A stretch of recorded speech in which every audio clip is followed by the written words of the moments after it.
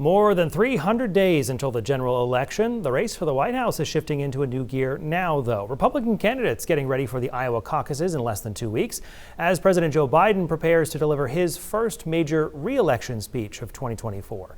NBC's Bree Jackson has more from Washington. Republican candidates courting voters ahead of the critical Iowa caucuses, reacting to today's news of a school shooting in the state. Ron DeSantis offering condolences while also touching on his political views. We obviously, have a responsibility to create safe environments. Federal government's probably not going to be leading that effort. I think it is more of a local and state issue. Conservative voters say stopping the flow of illegal migrants is a key issue. Americans want candidates to talk about how they're going to secure the border, to protect Americans, to regain our sovereignty as a nation. Less than 2 weeks from the Iowa caucus, former President Trump maintains a commanding lead over his Republican rivals.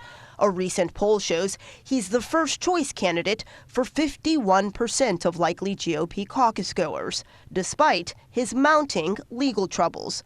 Vivek Ramaswamy, a Trump defender, argues he should be the nominee, not Mr. Trump. At the end of the day, if we need a commander-in-chief who's going to lead us to victory, I think that our base needs to choose the general who is not yet wounded in that war. Trump is battling to stay on the ballot in Colorado, asking the Supreme Court to overturn a ruling that would ban him from appearing on the state's Republican primary ballot.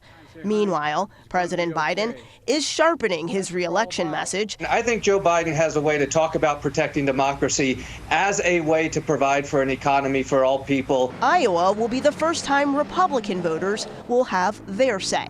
President Biden will deliver a speech on Friday recognizing 3 years since the January 6th attack on the U.S. Capitol and framing his 2024 re-election campaign as a fight for democracy.